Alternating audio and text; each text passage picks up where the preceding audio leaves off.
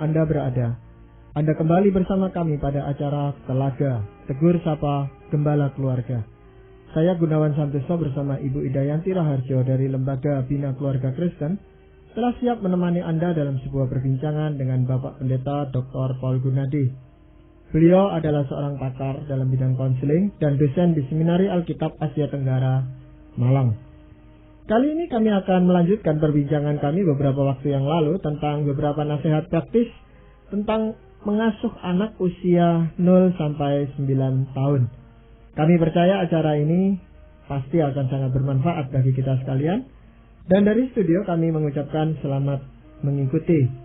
Pak Paul, beberapa waktu yang lalu kita sudah memperbincangkan tentang bagaimana memberikan suatu asuhan kepada anak-anak khususnya dalam aspek emosional. Dan waktu itu Pak Paul banyak menekankan tentang bagaimana kita menunjukkan kasih kita kepada anak ataupun anak-anak kita.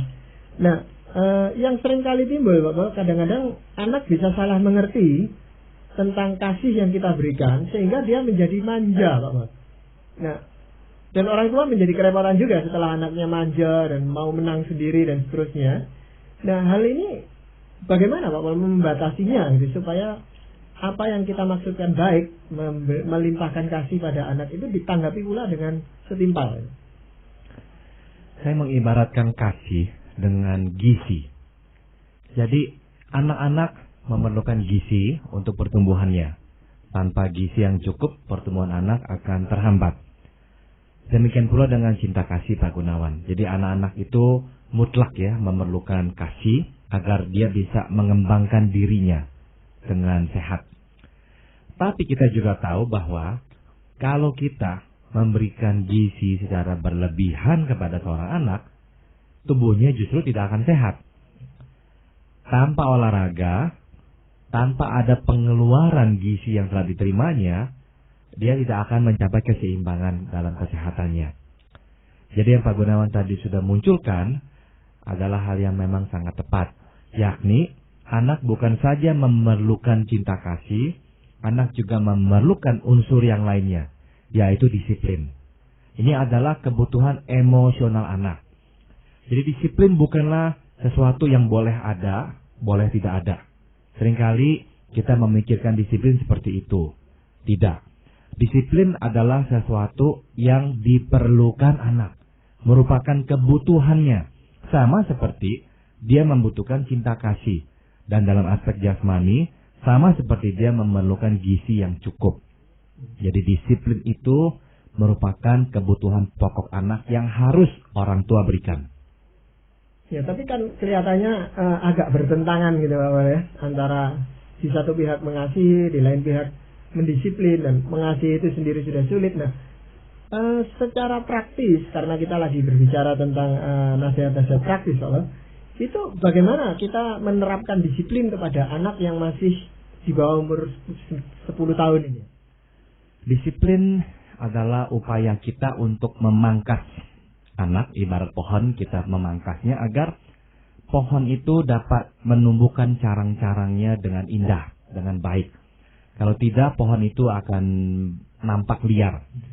Anak yang terlalu banyak cinta kasih tanpa disiplin akan menjadi anak yang terlalu kuat. Dan pada usia remaja, si orang tua akan kewalahan. Biasanya pada usia kecil masih belum nampak masalahnya. Jadi orang tua dari kecil harus sudah mulai mendisiplin anak. Ada beberapa hal yang bisa saya bahas di sini. Yang pertama adalah disiplin dilakukan dengan suara dan pukulan yang terkendali. Biasanya waktu kita mendisiplin, kita menggunakan suara. Misalkan kita memarahi si anak atau menegurnya. Nah, penggunaan suara di sini haruslah terkendali. Jangan sampai kita menunjukkan ketidakterkendalian suara kita. Misalkan kita memaki-makinya, mencaci maki dia saking kasarnya, anak terluka. Atau kita mengeluarkan suara yang begitu keras dan histeris. Itu menandakan kita tak menguasai diri. Dan itu menjadikan hukuman yang kita berikan kepada anak bukanlah sesuatu yang membangunnya, malahan terlalu menakutkan dan akhirnya berdampak tidak positif bagi si anak. Pukulan kita juga harus terkendali. Jangan kita memukul semena-mena, seenaknya. Kita sedang marah kepada dia, kita mau pukul tubuhnya, kita pukul sekeras-kerasnya. Atau kita ingin menggampar mukanya, kita gampar semau kita. Saya selalu mengatakan anak boleh dan seharusnya dipukul. Namun pukullah di bagian yang memang cocok. Nah, saya selalu meminta orang tua memukul anak di bagian pantatnya. Dan jangan menyuruh anak membuka celana, memukul pantatnya langsung pada kulitnya. Itu bagi saya juga terlalu sakit. Biarkan dia pakai celana, gunakan tangan kita, atau kalau ada orang berkata tangan adalah lambang kasih, jadi jangan digunakan memukul anak. Harus menggunakan misalnya rotan atau apa. Silakan, buat saya tidak jadi soal. Kalau saya pribadi lebih suka menggunakan tangan saya. Karena saya bisa tahu berapa keras saya memukul dia. Kalau menggunakan alat, seringkali kita tidak tahu berapa keras kita telah memukul dia. Jadi intinya suara kita, isi suara kita, serta pukulan kita haruslah terkendali. Barulah pendisiplinan itu akan berjalan seefektif mungkin. Juga hukuman yang lain Pak Pol, misalnya apa Pak Pol? Yang berikutnya adalah kita perlu memberikan disiplin yang sesuai usia dan juga kesalahannya. Nah, ada kalanya untuk anak yang sudah besar, misalnya sudah umur 12 tahun, kita hanya kasih dia disiplin yang sangat ringan misalnya. Oke, kamu harus berdiri di belakang pintu. Ya, itu tidak akan terlalu berdampak positif. Karena tidak terlalu membawa aspek hukuman pada si anak. Atau kebalikannya, anak yang masih kecil, kita hukum terlalu berat. Itu pun tidak boleh. Jadi, berilah hukuman sesuai dengan usia anak. Juga berilah hukuman sesuai dengan kesalahan anak. Jangan sampai kesalahan yang natural dilakukan anak-anak kecil, kita jadikan itu sebagai suatu kesalahan. Saya ingat sekali nasihat Dr. James Dobson, seorang psikolog Kristen.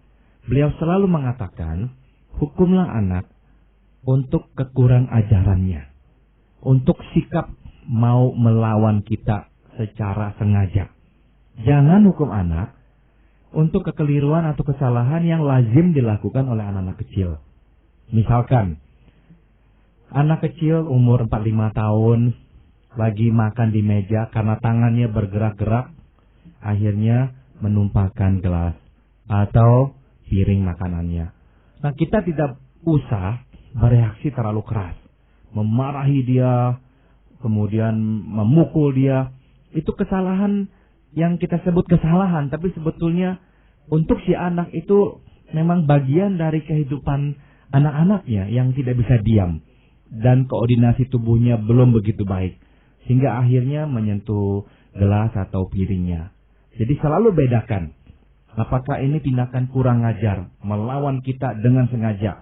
Untuk yang itu, kita perlu mengkonfrontasi, menghadapi si anak, dan menaklukkan sikap kurang ajar atau melawannya itu dengan ketegasan. Tapi untuk kesalahan-kesalahan yang lebih manusiawi, sebisanya tidak usah menegurnya dengan keras. Hanya katakan, lihat kamu makan terlalu banyak bergerak, ini hasilnya, lain kali hati-hati. Itu sudah cukup. Gitu.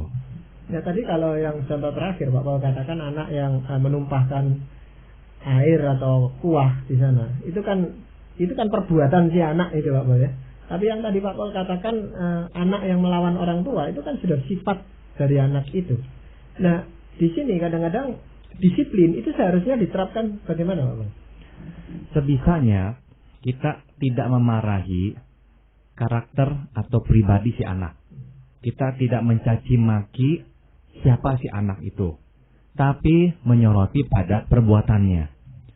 Misalnya, kita sudah katakan kepada dia, jangan keluar main sebelum selesai dengan PR-mu. Tiba-tiba kita lihat dia tidak ada lagi di kamar belajarnya, dan kita harus cari keluar sebab dia sedang bermain di luar. Kita panggil dia, kita marahi dia. Tadi saya sudah katakan tidak boleh keluar, tapi sekarang saya temukan kamu di luar. Nah, itu adalah kenakalan dan ada aspek melawannya. Silakan kita marahi perbuatannya itu. Kita katakan, tadi saya sudah katakan gak boleh keluar, engkau tetap keluar. Berarti engkau membangkang saya. Engkau harus saya hukum. Nah, jangan kita ini mencaci maki diri dia. Misalnya, yang tidak boleh kita lakukan adalah kita berkata kepadanya, engkau memang anak yang bebal. Engkau memang anak yang tidak bisa diajar. Kata-kata seperti itu jangan kita katakan. Sama seperti anak pulang membawa nilai buruk. Jangan kita berkata kamu memang anak yang bodoh. Atau apalagi kita berkata, saya malu punya anak seperti engkau. Nah, itu adalah serangan-serangan yang menohok langsung pada pribadi si anak. Itu yang melukai anak. Tapi waktu kita menegur perbuatannya, itu tidak melukai hati atau jiwa anak. Misalkan dia pulang hasil tesnya buruk, kita berkata, kan mama atau papa sudah katakan engkau harus belajar kemarin. Engkau tidak mengulang lagi. Dan ini hasilnya. Engkau kurang bertanggung jawab dengan pekerjaanmu, maka engkau mendapatkan nilai yang buruk. Itu jauh lebih bisa membangun anak. Dan hukuman itu bisa tetap kita berikan kepada si anak. Kadang-kala ini yang saya lakukan kepada anak saya waktu saya harus memukulnya. Saya berkata, ini kesalahanmu. Kira-kira berapa kali pukulan di pantat yang engkau layak terima dari saya? Kadang-kadang dia berkata, misalnya 2 kali. Nah, kalau saya lihat kesalahannya agak besar, saya misalnya berkata, enggak. Saya minta 4 kali. Akhirnya kami negosiasi, oke 3 kali. Saya pukul dia 3 kali. Nah, hukuman seperti itu jauh lebih efektif daripada kita ini kalap memukul dia sembarangan. Nah, saya enggak sempurna Pak Gunawan, Ibu Ida. Saya pernah juga memukul anak saya berlebihan. Saya tak harusnya bertanya dulu, tapi karena terjadinya begitu spontan, saya langsung minta dia turun, saya minta dia berbalik, kemudian saya pukul pantatnya tanpa saya bernegosiasi. Ada kalanya bisa negosiasi, ada kalanya memang tidak juga. Nah, tapi sebisanya waktu kita mengajak anak bernegosiasi, engkau layak menerima berapa pukulan, si anak lebih menyadari bahwa kesalahan ini, kesalahan dia. Dan pemukulan orang tua adalah akibat dari perbuatannya itu. Nah, jadi penting sekali kita mulai meletakkan tanggung jawab pada si anak itu. Pak Pol, kadang-kadang si anak itu kesalahannya selalu berulang-ulang, ya Pak Pol. Berarti disiplin kita kan selalu kita tingkatkan juga gitu loh Pak Pol. Sampai seberapa jauh gitu loh Pak Pol, kalau anak ini selalu mengulang dari kesalahan ke kesalahan terus. Secara teoritis Bu Ida, kalau dari kecil kita sudah menambahkan bobot hukuman, seyogianya itu tidak lagi diulang oleh si anak. Nah, ini yang kadangkala terjadi dalam rumah tangga Ibu Ida dan Pak Gunawan. Biasanya anak itu tidak terlalu takut pada ibu. Anak biasanya lebih takut pada ayah. Sebab ayah memang mewakili figur otoritas. Itu sebabnya firman Tuhan di Kolose juga meminta ayah untuk membesarkan anak dalam disiplin. Ya, dengan kata lain Tuhan meminta ayah yang mendisiplin anak. Karena figur ayah adalah figur otoritas. Seyogianya waktu seseorang mengalami kesulitan mendisiplin si anak, dia melibatkan suaminya, ayah.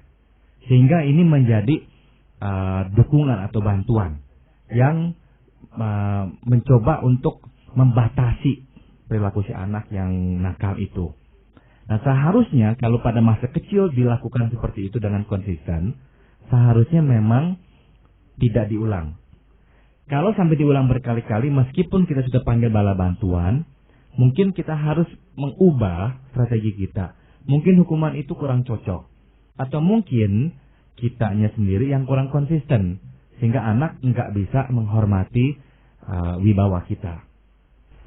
Iya, memang ada pola yang berbeda saya rasa Pak Pol.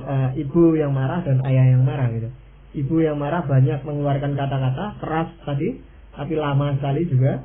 Sedang ayah itu lebih banyak kata-katanya tidak terlalu banyak, tapi tangannya terus yang memukul dan sebagainya gitu loh. Nah, tapi masalah konsistensi itu penting memang, karena seringkali anak bingung juga pada suatu saat dia dihukum, pada kesempatan yang lain dengan kesalahan yang sama dia tidak dihukum. Tepat. Dan tadi kita sudah singgung tentang intensitas pemukulannya atau hukuman itu sendiri. Kalau orang tua memberikan hukuman yang berlebihan, seyogianya kan itu menghentikan perilaku anak yang tidak kita inginkan. Tapi kecenderungannya justru perilaku anak tidak berhenti, malah diulang. Jadi akhirnya kita lihat bahwa ketepatan ya hukuman itu sangat penting, karena hukuman yang tidak tepat justru tidak menghentikan perilaku anak yang nakal itu, malahan mengundangnya lagi untuk melakukan hal yang sama. Dan di sini memang seolah-olah si anak menantang, seolah-olah anak berkata, engkau tak bisa taklukkan saya, begitu. Seolah-olah anak berkata, aku bukanlah semudah itu engkau taklukkan, aku masih bisa melakukannya lagi. Nah, akhirnya terjadilah power struggle, pergumulan kekuasaan di sini. Nah, Bapak, kalau begitu, yang dilihat oleh anak, yang menjadikan suatu pelajaran buat anak itu mungkin bukan yang dirasakan, tetapi apa yang dia lihat. Tepat sekali Pak Gunawan. Jadi hal ketiga yang perlu dilihat, bukannya saja orang tua perlu menyediakan cinta kasih, menyediakan disiplin yang cukup, orang tua juga haruslah memberi panutan, contoh, teladan. Anak itu senantiasa belajar. Bagaimana berjalan, bagaimana berbicara, bagaimana bersikap, itu semua adalah hal-hal yang dia pelajari, terutama dari orang tuanya. Nah, jadi orang tua perlu sekali menjadi teladan yang nyata dalam kehidupan si anak. Itu sebabnya saya menggunakan istilah di sini, orang tua harus hidup di rumah. Apa maksudnya dengan hidup? Misalnya orang tua bergaul. Dengan siapa dia bergaul? Teman-teman seperti apa yang datang ke rumah? Itu dilihat oleh anak. Misalnya yang lain, orang tua berdialog antara satu dengan yang lain, antara orang tua dengan anak. Orang tua berselisih pendapat. Bagaimanakah mereka berselisih? Berteriak-teriakkah? Atau bisa mungkin suara meninggi, tapi kemudian bisa juga akhirnya menyelesaikan masalahnya. Apakah orang tua meminta maaf kepada satu sama lain atau kepada anak? Nah, ini adalah hal yang anak akan lihat. Hal-hal kecil seperti ini seolah-olah memang tidak bermakna, tapi sebetulnya merupakan pelajaran-pelajaran yang sangat berharga yang anak-anak rekam tanpa dia harus merekamnya dengan sadar ya. Dia sudah rekam dan itu menjadi hal yang baik buat si anak. Nah, Bapak, selain ada aspek emosional yang kita sudah bicarakan, beberapa waktu yang lalu kita bicarakan ada aspek yang lain, yaitu aspek sosial, Bapak ya. Nah, itu bagaimana, Bapak, konkretnya? Pada usia 0 hingga 9 tahun, anak-anak itu memerlukan keterampilan bergaul. Dengan kata lain, anak-anak mulai terjun ke lingkup sosialnya yang lebih besar dari rumahnya sendiri. Nah, untuk itu dia perlu mempunyai keterampilan-keterampilan. Saya melihat ada beberapa tugas orang tua di sini. Yang pertama adalah orang tua secara sengaja ya harus mengajarkan beberapa keterampilan penting dalam pergaulan. Misalnya, anak perlu belajar untuk membagi, untuk meminjamkan barangnya, untuk berkata, ini setengah untukmu, ini setengah untukku. Itu perlu diajarkan, sebab anak-anak tidak secara natural bisa berbagi milik atau kesenangannya. Nah, tugas orang tua di sini adalah memberikan pelajaran itu kepada anak. Kalau dia tidak bisa belajar berbagi, dia tidak bisa masuk ke dalam lingkup pergaulan dengan teman-temannya. Yang lainnya lagi yang saya bisa pikirkan adalah anak misalnya perlu mengalah. Tidak bisa kehendaknya yang selalu terjadi. Jadi sekali-sekali anak harus berkata, udah engkau dulu dah. Misalnya seperti itu. Nah, aspek sosial kan akan dipelajari oleh anak banyak di sekolah gitu Pak. Kalau dia sudah mulai sekolah. Seringkali kita berpikir bahwa sekolah merupakan tempat anak belajar bergaul. Sesungguhnya kalau kita pikir-pikir dengan lebih serius, sekolah itu hanya menyediakan sedikit waktu bagi anak untuk bergaul. 90% waktu anak di sekolah sebetulnya hanya dipusatkan pada satu figur, yaitu guru. Mereka duduk menghadap tidak terhadap satu sama lain, tapi terhadap guru. Kebetulan kalau gurunya tidak ada, 1 jam pelajaran itu mereka bisa gunakan untuk saling ngobrol. Kebetulan. Tapi kalau gurunya selalu ada, berarti apa? Mereka harus menunjukkan mata mereka hanya pada satu arah, yaitu guru sendiri. Keluar main. Keluar main hanya 10 menit misalnya. 2 kali keluar main, dia hanya 20 menit. Anak-anak di sekolah bisa sampai 6, 7, bahkan 8 jam. Jadi sebetulnya kesempatan bergaul tidak banyak. Tidak banyak. Disinilah peran orang tua sangat dibutuhkan ya, untuk mengajarkan keterampilan-keterampilan. Yang lainnya lagi yang juga bisa saya munculkan adalah anak-anak perlu bersikap adil. Maksudnya bersikap adil, waktu 2 temannya berselisih, dia perlu bisa membedakan mana yang salah, mana yang betul, atau dia perlu menempatkan diri di antara keduanya. Nah, kadang-kadang hal ini yang dihadapi oleh anak kita, dilema-dilema seperti ini.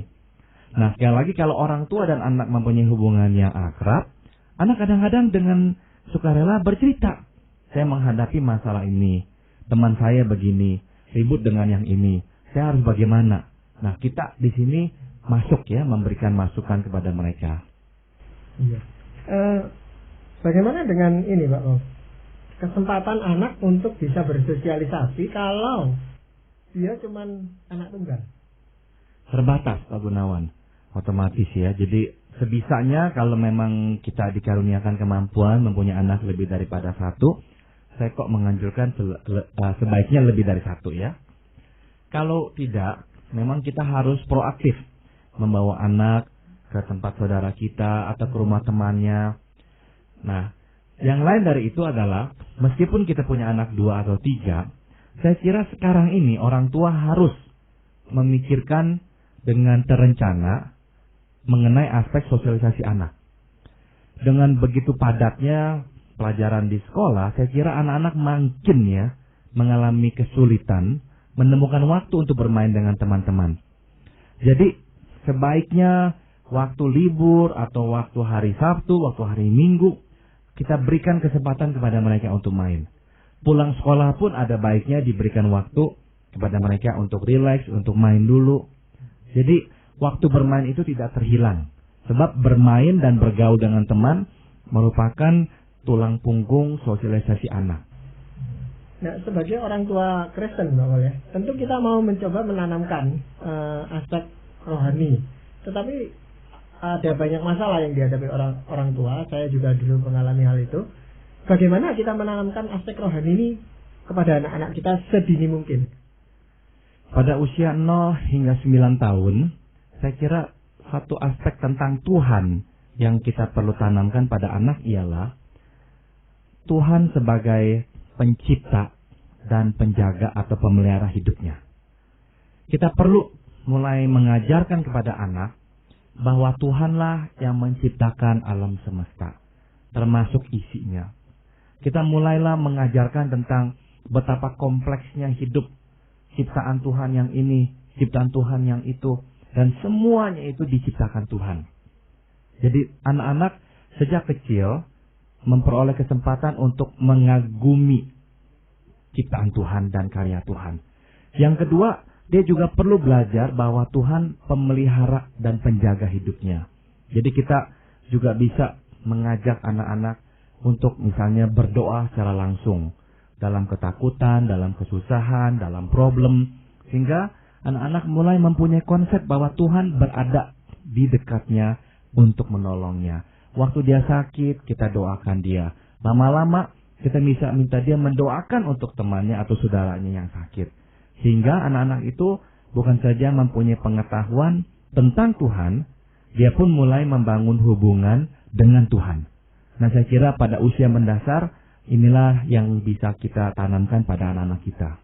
juga kita perlu ya Pak Paul mengajarkan anak-anak untuk ambil bagian dalam pelayanan. Pada usia 0 hingga 9 tahun, kalau misalkan ada yang mereka bisa lakukan, silakan.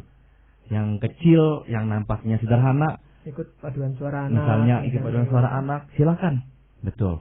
Itu akan membuat anak juga merasa senang bisa melakukan sesuatu untuk Tuhan yang baik, yang telah memelihara dan menjaga hidupnya. Bagaimana pendapat Pak Paul ya dengan beberapa orang yang mengatakan, orang tua ini Pak Paul yang mengatakan, nah, nanti biarkan anak itu memilih agamanya sendiri. Oh, sangat tidak setuju.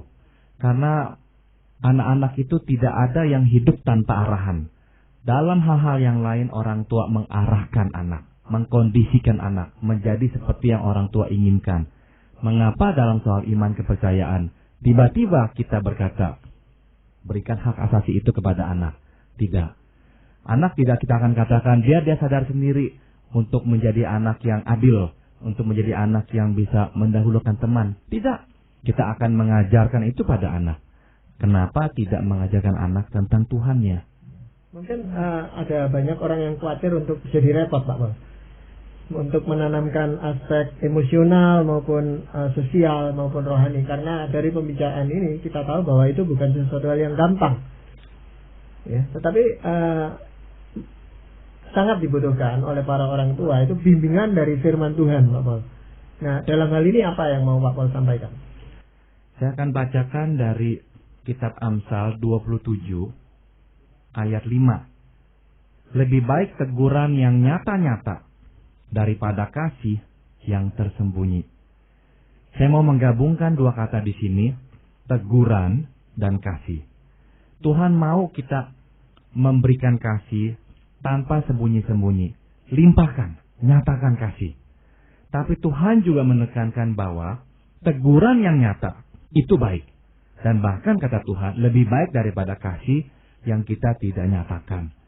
Jadi dalam membesarkan anak, dua hal ini tidak pernah bisa terlepas.